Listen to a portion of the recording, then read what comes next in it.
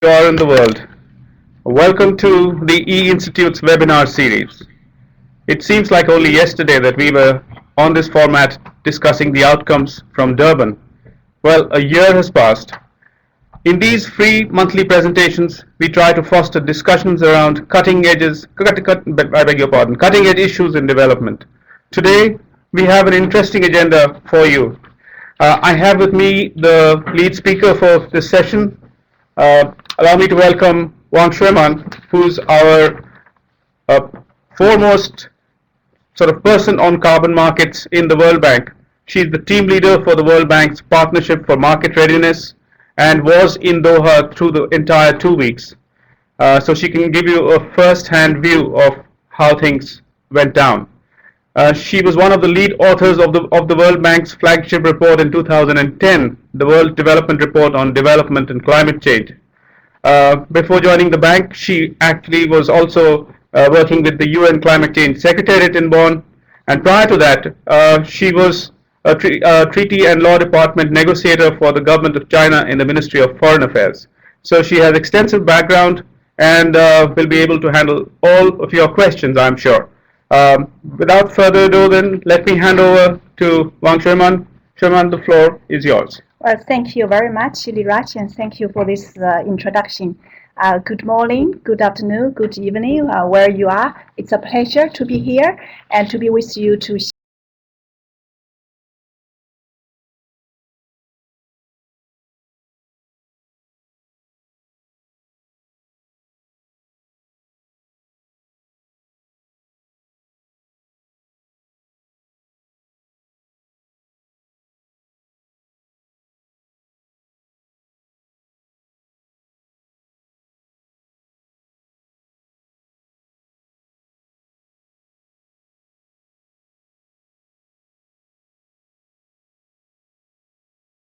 some insight, some information about what Doha has delivered. And beforehand, I'd like to just share with you an episode for those who have not been to the COP. And I have to say that this COP, in terms of facility, is by far the biggest.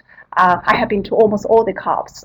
By far the biggest and also probably one of the best facilities. I'd like to show you thing about this special. So you can see this special spider because the facility is so big, and I remember one of the negotiators even mentioned that she measured, and within a day, from one meeting room to another meeting room, she walked like almost 10 miles. And of course, so you also always have those bilateral meetings. So where to meet, people say, here is the spider, so let's meet at spider. But anyway, so you may ask the question, what did Doha deliver? And I would summarize in three areas, and I will go in depth on some areas. The first, of course, is about the Kyoto Protocol, the keeping Kyoto Protocol alive. And that's a very important part of Doha you must deliver. And the second part is really about streamline the architecture or streamline the process to allow the international community to move to a new round of negotiations. And here about the Durban platform, again, I will come back later. And the third outcome is really just to consolidate the architecture of this whole implementation structure about transparency, or some call the MRV system, adaptation, RED plus, new approaches to the market instruments, finance, and technology. I'll come back to some of the topics. And you may ask, what Doha really delivered. I think by now you may have read a lot of articles. Some of them have expressed your disappointment about Doha.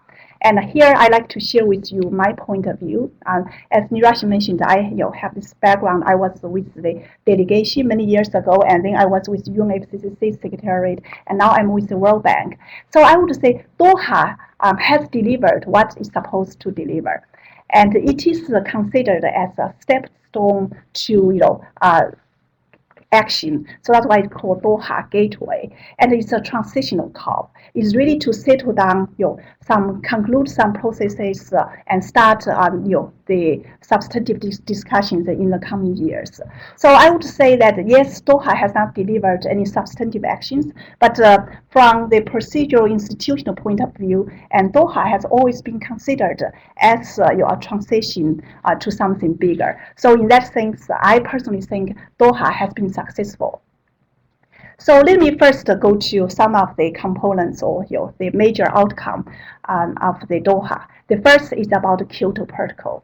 So the achievement now is called Doha Amendment, meaning that now we do have international community does have the second commitment period, which is starting now until 2020.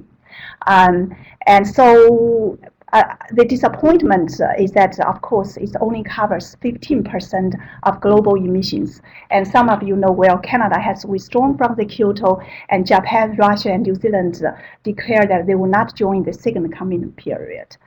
What does this mean? This also means that even we have a legally binding regime there, but the coverage of the global emissions is remains limited. And you may ask why, why Kyoto Protocol, the second commitment period or continuation of the Kyoto Protocol, is so important. Here, I'd like to share with you some observations.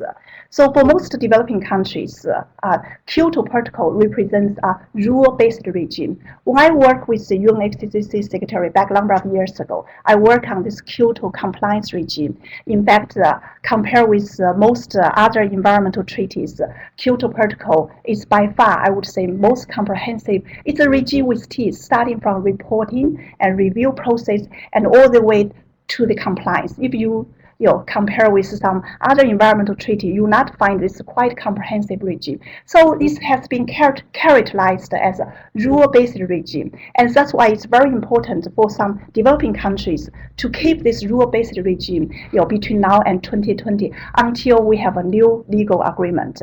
So that's a very important part. And you may also ask when the Kyoto Protocol, this Doha Amendment, would become effective. There will have to be a ratification process. So it would take time. And after 3/4 of Kyoto parties have submitted their or ratified amendment. So this is the first part about Kyoto. The second part also about Kyoto is the use of the Kyoto mechanisms, namely CDM and GI. So the issue is that whether countries such as Japan, New Zealand, and Russia, they are the parties of the Kyoto Protocol, but they will not be the party to the Doha Amendment, to the second commitment period. So the question is that whether they will be able to use the CDM or use the GI for their own compliance purpose or their domestic mitigation objectives. And here, that's really says depends where different perspective. If you from a market perspective, and we know the carbon market is not doing well, and one of the really the cause by many private sectors, also by many other countries, is that we need to increase the demand, and of course there's a level of ambition. There's also that to have more potential buyers to purchase emission reductions, and so there have been strong push by Japan and also others, and say that look, we want to, even we're not part of a second commitment period, but we want to continue to use the CDM. This is potentially win-win, good for project developers from developing countries, and also good, of course, like for countries like Japan that would continue to use the CDM credits. But on the other hand, we also heard from some developing countries, they expressed concerns in the sense that if Kyoto Protocol is not a cherry picking. You cannot pick up things you like and then you will not participate things you don't want. So it's a package. You either have it or you don't have it. So if you are not part of the second commitment period and you cannot benefit from the mechanisms offered in the second commitment period. So as a result, you can see that those countries will not be able to you continue to use the CDM during the second commitment period. And the third one is the so-called AAU assigned mount units carryover, so-called hot air. Just a little bit background that in Kyoto, that number of countries that they have the allocation or targets in the first commitment period far exceeds what they would use for their first commitment period. So the question is whether they can carry over all those surplus allowances or AAUs to the second commitment period. And currently the rules are still continue to develop about those accounting rules. But more important that even the AAUs would be carried over to this second commitment period. And a number of countries have declared that they will not purchase the AAUs. So that's about the Kyoto Protocol. And then we also then brief you that now we settle down the Kyoto, we have second commitment period, and then what will be the next round? And here we talk about Durban Platform, really a new round of negotiations. And again, there are two components. And one is that how to raise the level of ambition. And here just give you a little background about the so-called emission gaps.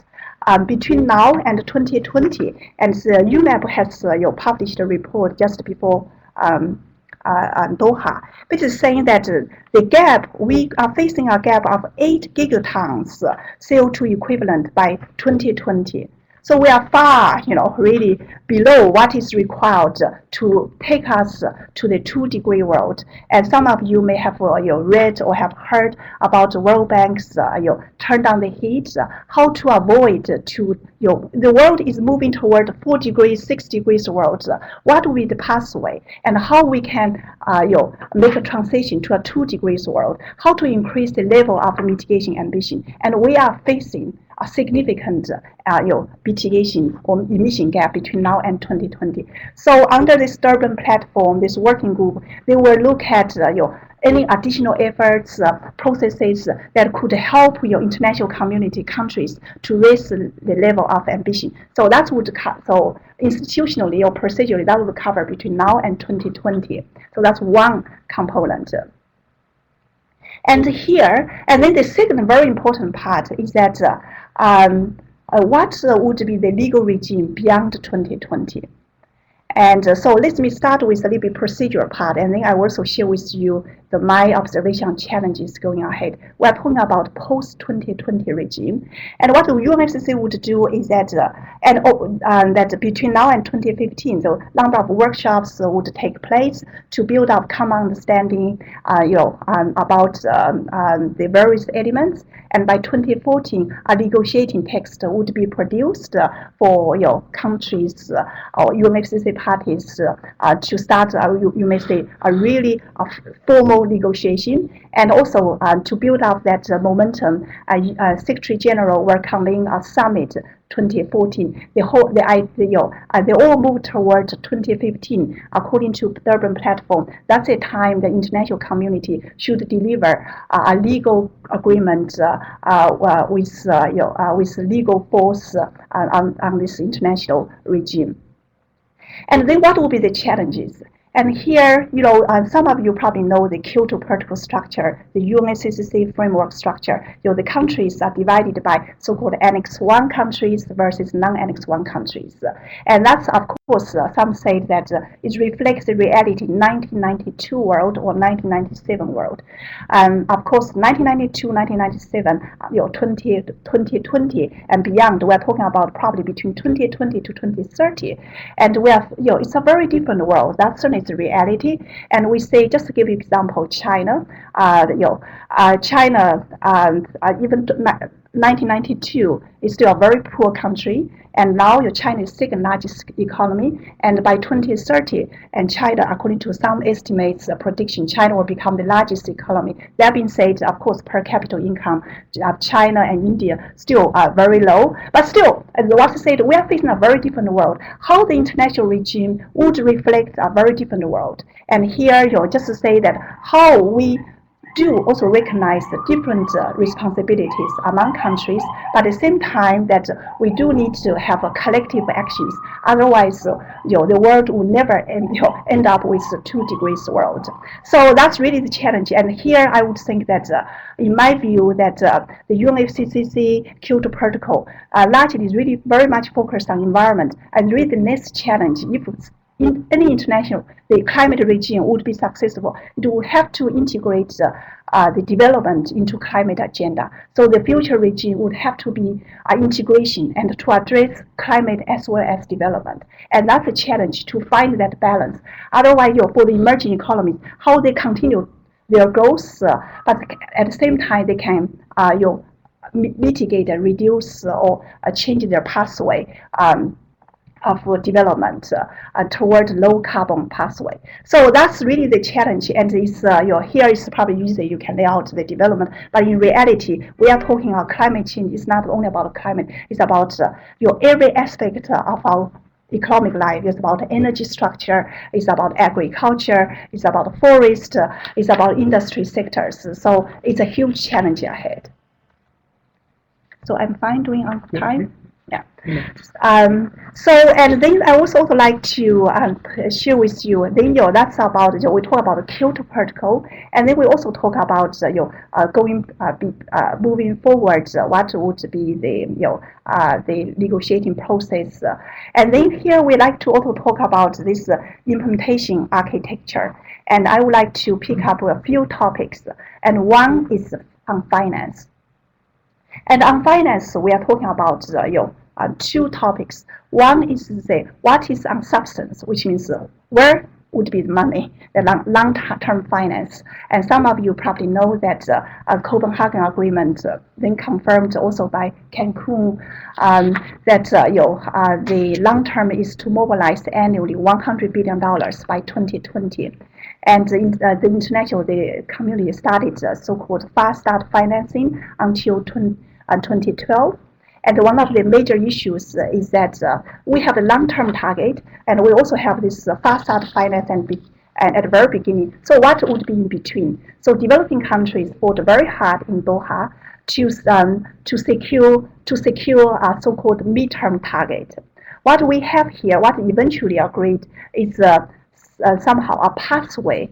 So a pathway from a fast start financing to reaching $100 billion without a specific number on what would be the midterm target.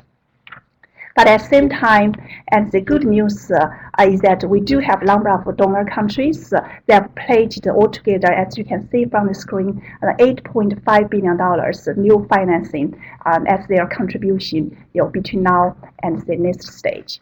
So that's a part about where money would be. And the second part, what would be the institutional structure? Then this Green Climate Fund.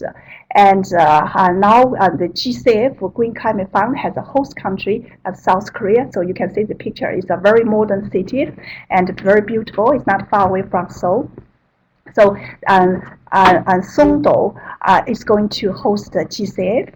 And there are a number of institutional structures need to be sorted out about the GCF, the board's relationship with conference parties, and also very important, obviously, public financing is a very important component, but how to leverage private investment. And the GCF has this private sector facility, how to design in a way that would stimulate investment. So that's a huge challenge.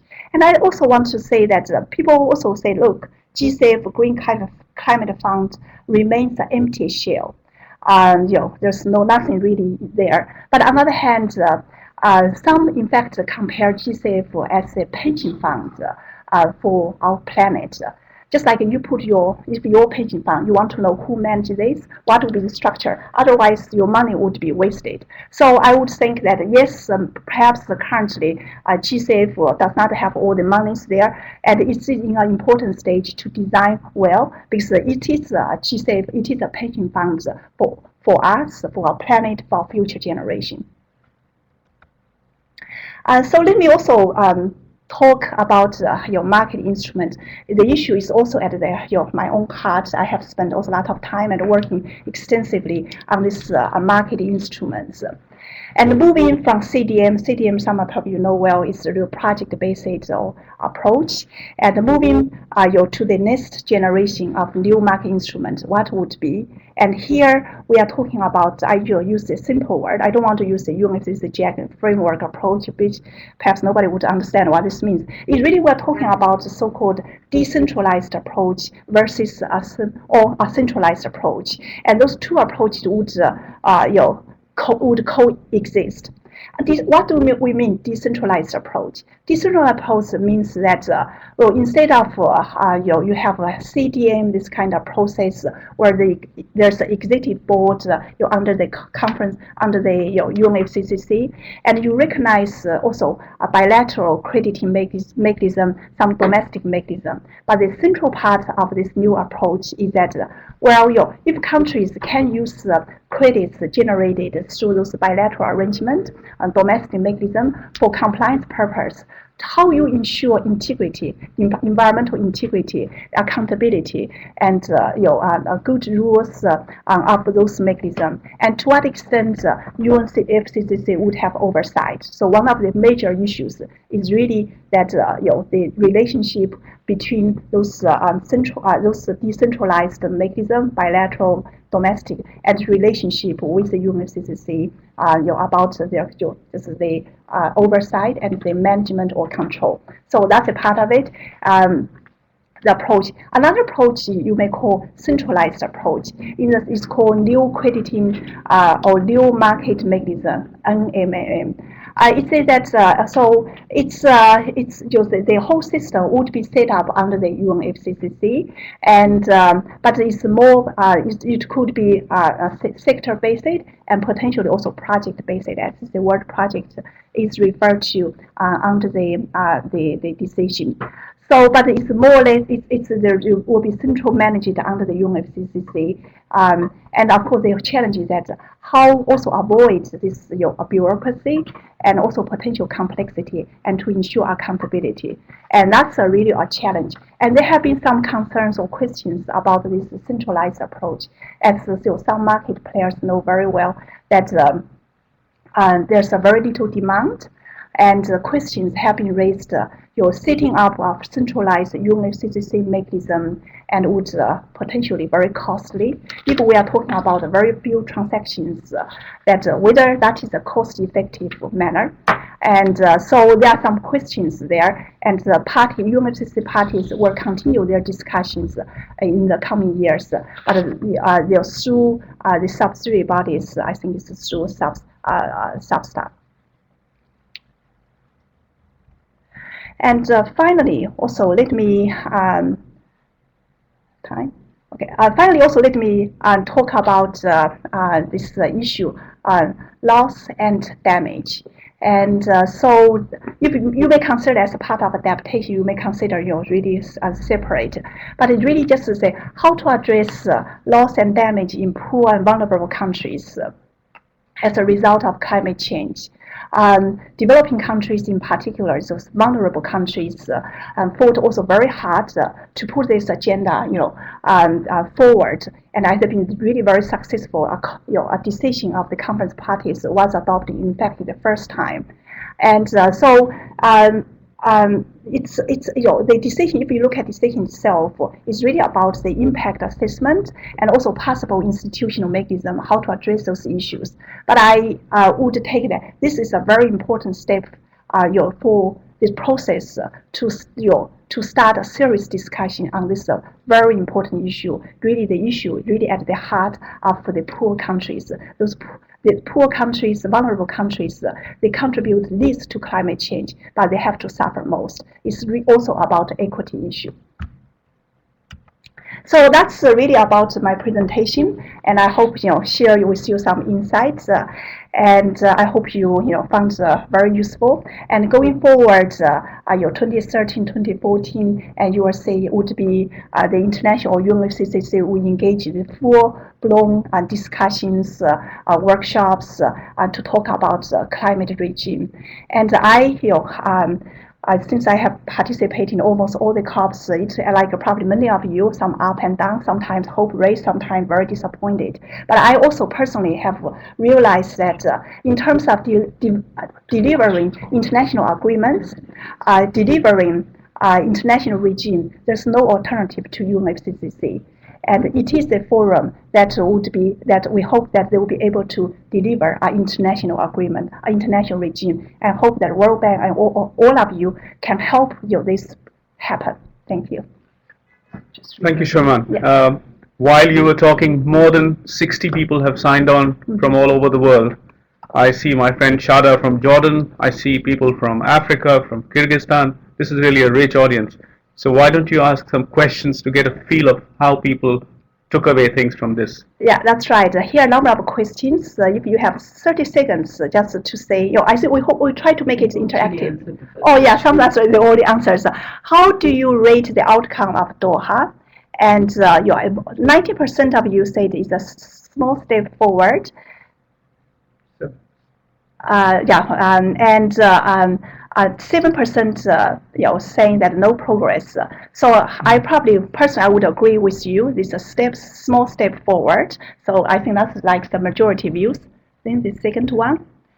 And in your opinion, which of the following climate finance opportunities will have the most significant impact in future? Here we have this. The first is the Kyoto mechanism. Nobody. Okay, so let's wait for 30 seconds.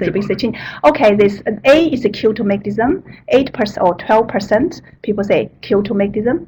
The second is the bilateral crediting mechanism. We see about 20%, and new market instrument 30 or 40%, and then we also have 33%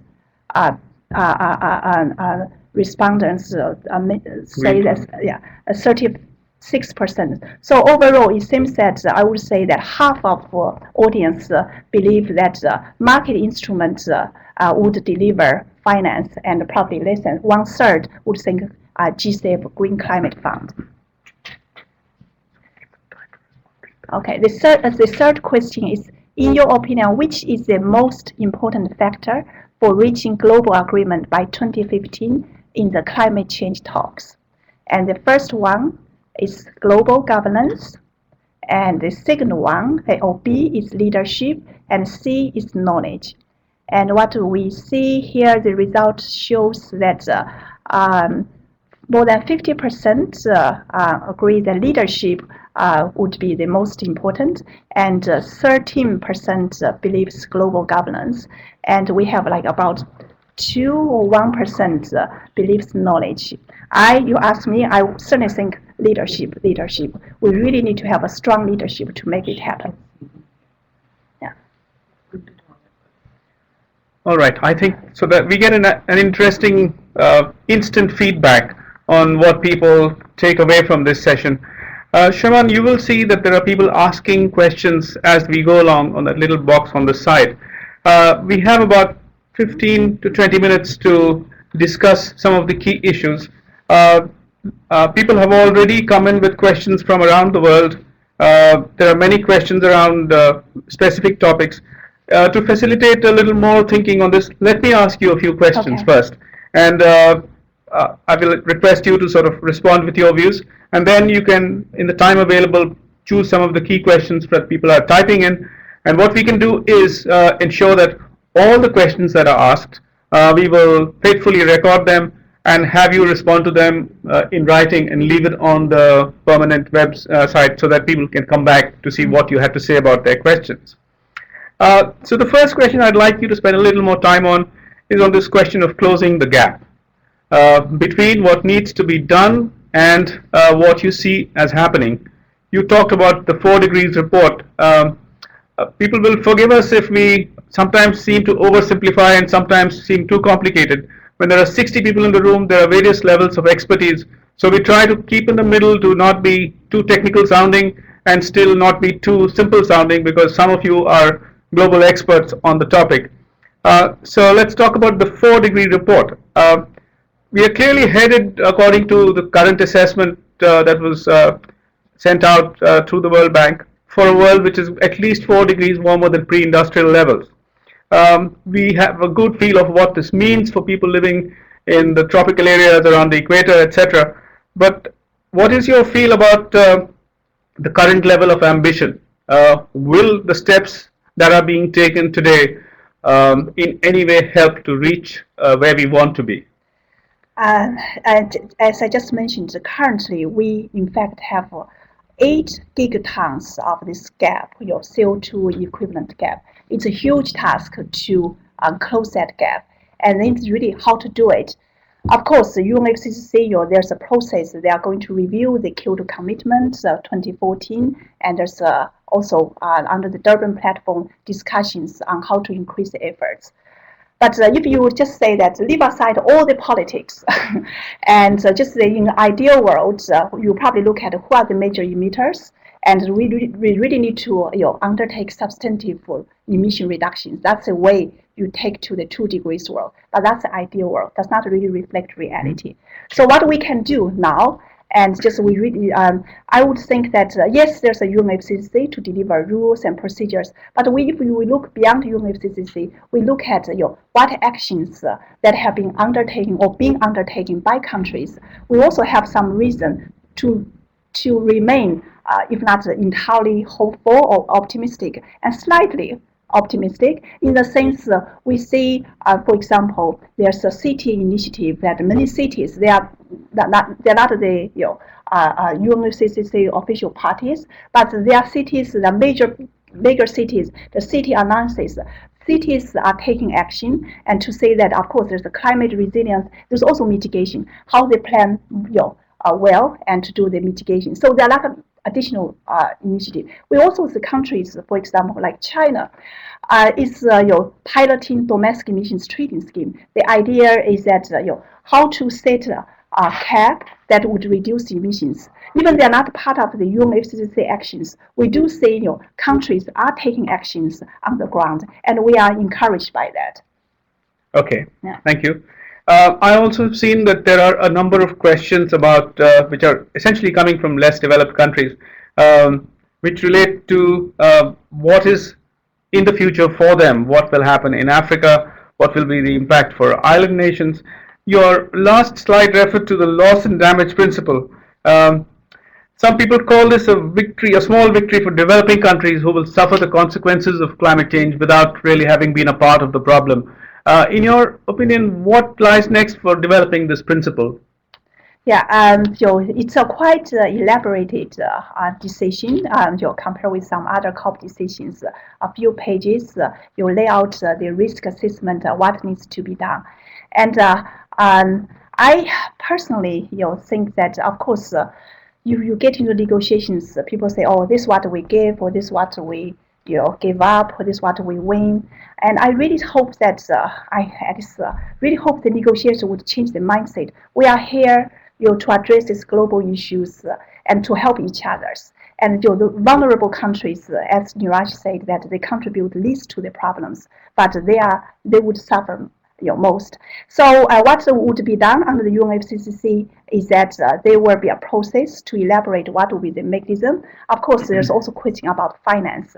If you read the decisions, they never talk about really compensation. The words that you will not find there. And some countries have been very, very cautious and careful not to use the word compensation because there's a potential legal implication on liability. And but I would take it that I'm glad that international UNFCCC has now started this process to address the issue. But at the same time, outside UNFCCC, we say the vulnerable countries are getting together and to make their voice heard. And there will be of the allies led by Costa Rica to get vulnerable countries to have meetings. I think that's also very important contribution to this important topic. To be sure that their voice is heard as a common voice. And yes, the indeed. concrete actions would take place. Okay, okay.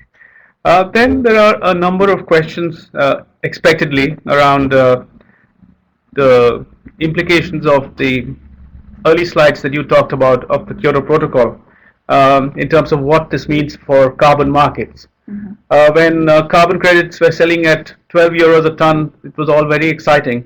Now that they're selling at 16 to 17 cents, the business model appears a bit shaky. Especially from Africa, there are a number of questions as to what can countries expect to see. They notice that project developers are found to be sort of moving away from carbon market activity. So, what, in your opinion, is the future? A new market mechanism, a different carbon market, more of the same? Can you share some views on this? Yeah, that's certainly is a difficult question to answer just in few sentences because a But lot of we have gray time. there. We have time. Okay, the current major challenge facing the current offset market or carbon market is really lack of ambition. So eventually we say that there's lack of demand. Why lack of demand? Because there's not enough ambition. That's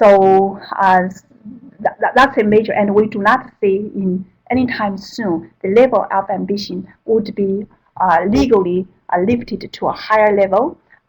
So that's one major problem. And without that, I would think that the CDM and offset market would remain, probably also a very weak and remain limited in scope, and the project so remains limited. So that's one part of I would say, really the major issues, the lack of ambition, and as a result, lack of demand.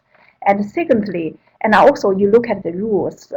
In the peak time, 2008, we also see that most of the CDM credits, of course, the EU ETS, it is a major market to absorb all those CERs, different credits. But going forward, and the rules under the EU that they would only open to least developed countries. So in fact, only the credits or CERs generated from CDM from the least developed countries would be able to enter into a EU market. So that's another. But then at the same time, we have CDM, just as mentioned, that new mechanism or new market mechanism is being developed. And we do not immediately say huge demand, but we also do say that some demands, I would say that here and there remains limited. And those demands and potentially would open a small window, maybe it's a really small window for new generation of crediting mechanism. And but that's really about offsets. And going forward, if you look at beyond 2020, beyond 2025, what we see is that there's an offset market, but there's a so-called announced market. And what we see is that we see that the development of, you see that Australia, EU, now they will be linking, also started by one-way link in 2015, hopefully two-way link in 2018. And we also say that the South Korea will formally launch their domestic carbon market cap and trade system 2015. We see China developing the domestic carbon market. And if you take optimistic views that in 2020, 2025, and there's a potential that those markets could be linked. And then we are seeing a very, I would say, sizable market, global market, and which is absolutely important, that also deliver the carbon pricing. So if you look at in the long term, you remain optimistic. If all those successful, we are talking about potentially a global carbon market by 2025, and with all the important with your major players on board. Thank you. I have been looking at the questions that people have been typing in, and I'm delighted to inform the group that we still have 63 participants who are in the room, so to speak. So this really speaks to people's interest in the topic. And the other interesting development I see is that people are asking and answering questions. So we are building a small community of practice here as we speak. Dr. Gupta from India had this question about what's the point of extending the Kyoto Protocol for another commitment period if the price is going to be so low. Indeed, that addresses the issue. I mean, there may be eligibility, but at the current level of ambition and therefore the current level of demand, who's going to invest money in a credit that has so little leverage in getting additional finance? So these are very, very interesting questions. And as we speak, I will continue to look at the questions being typed in and try to respond. I think we are covering some of the key issues around carbon markets. But there were some interesting questions on the connections with domestic markets and international markets. I think in an ideal world, you would like to see a harmonization where a credit is a credit, a ton is a ton, the level of due diligence is at levels which are internationally acceptable. But as you say, this is a very different world, and it will take some time to get to that, even if there is political will to move in that direction. There have been some questions questioning the leadership that is being demonstrated in the sense of, are we demonstrating the sense of urgency that is needed? And in fact, someone actually said, what is the COP just another talk shop? What is the point of this? So a healthy mix of questions and skepticism, but I think that is probably where climate talks will take us when we discuss them. Let me, if you don't have any other comments, let me move us to the next topic. Okay. Yeah. There are a number of questions about the role of the Green Climate Fund as well. Some people are not clear about whether this is $100 billion total or whether it's $100 billion a year. A number of people are asking questions about where is this money going to come from, how is the implementation going to take place. One person, I'm sure this is from within the World Bank, wanted to know what is the role of the World Bank in this. You might want to spend a few minutes talking about how you see this unfolding. I think the governance structure, we understand it's going to have to evolve, but at least now we have a headquarter and we have a chief executive and a board, etc. But what do you see as the role of the financing the envelope, and how will that turn out? Perhaps just to clarify that I think there's some questions about $100 billion. Yes, according to the Copenhagen Agreement, it refers to annually, by 2020. But also important that this $100 billion should come from multiple sources, including public and private. And that's also a very tricky part.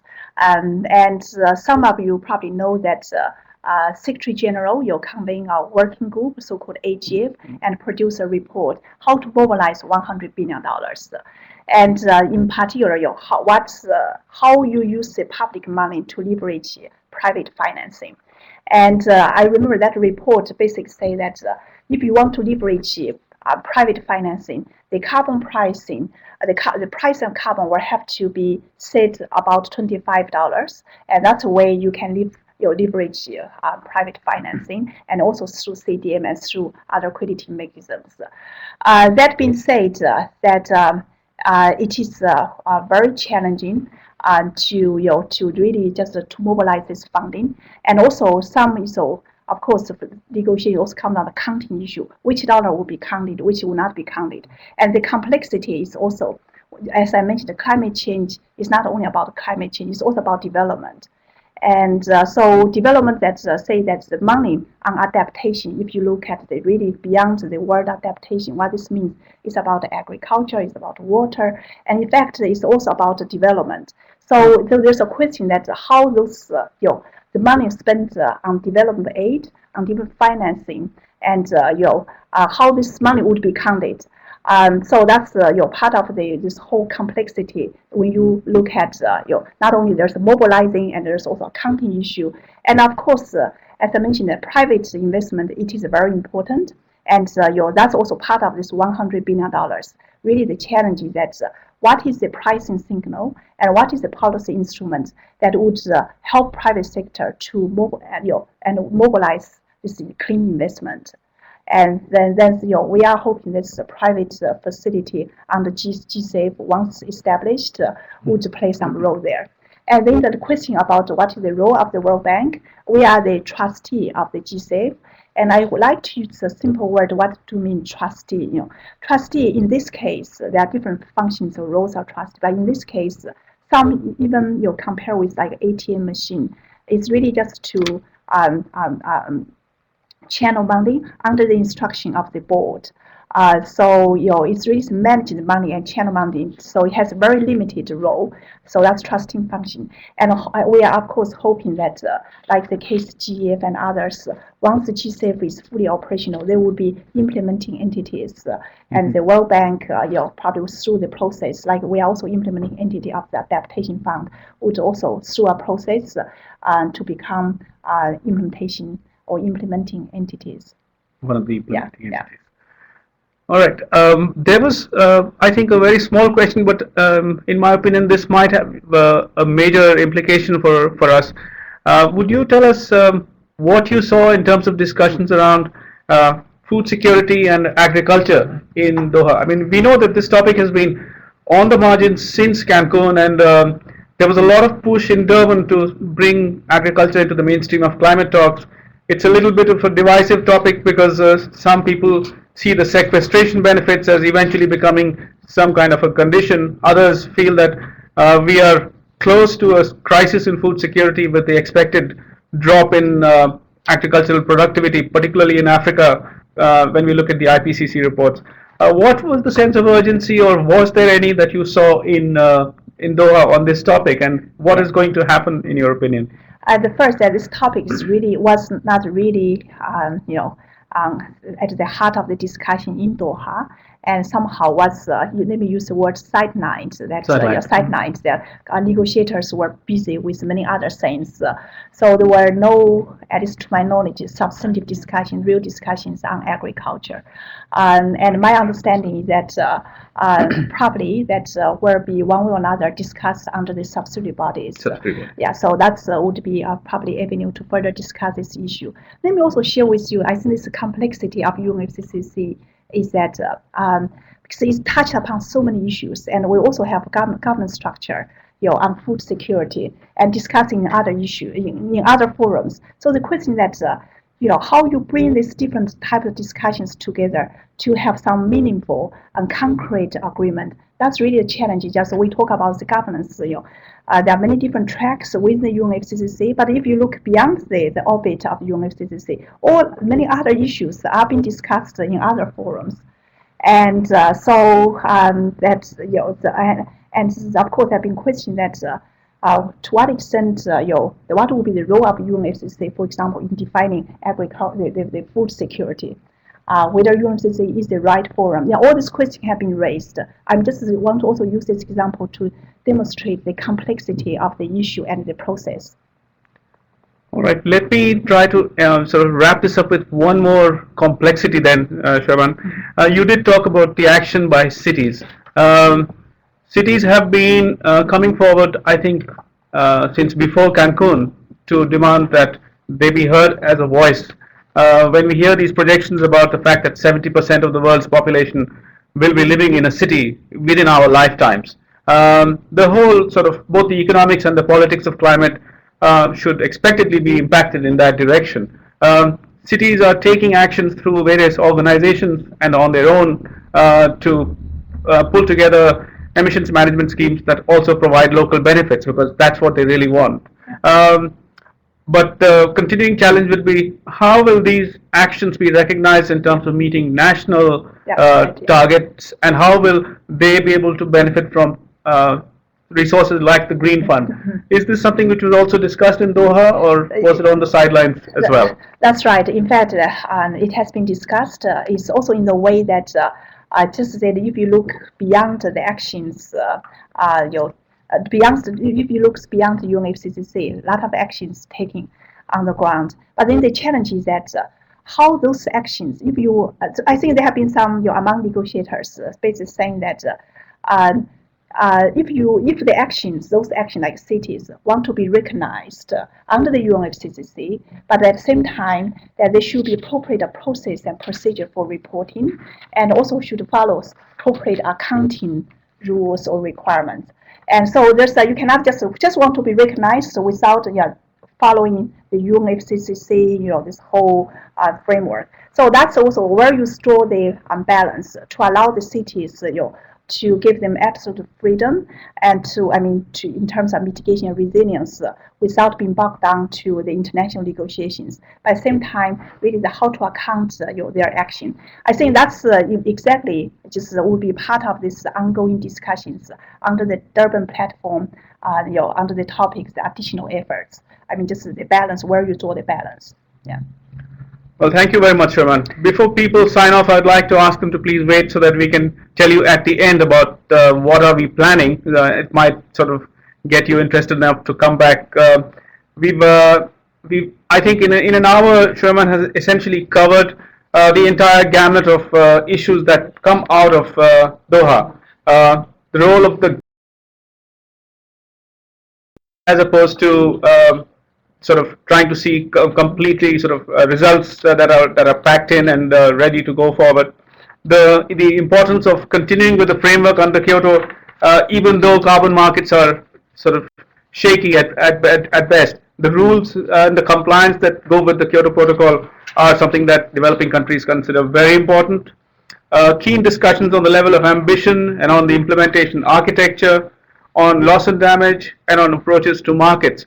But what I think the last thing that I heard Sherman say essentially suggests to us that people are looking for a voice, and the negotiations are one part of the COPs, but there's a lot more that happens around them which people want to use the platforms available to get their voices heard and to bring specific policy issues into the center so that policymakers and negotiators are forced to sort of take cognizance of the demands that are emerging in terms of climate voice.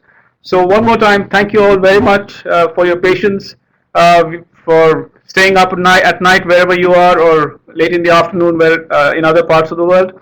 I will now hand over to Sheila Jagannathan, the manager of the E-Institute, to briefly talk to us about next steps. Well, also, thank you very much. Thank you. Yeah, thank you. Sheila. Thank you, Neeraj and Juman, for that excellent presentation. I also want to thank the over 65 participants who've stayed with us the entire hour for this very interesting presentation.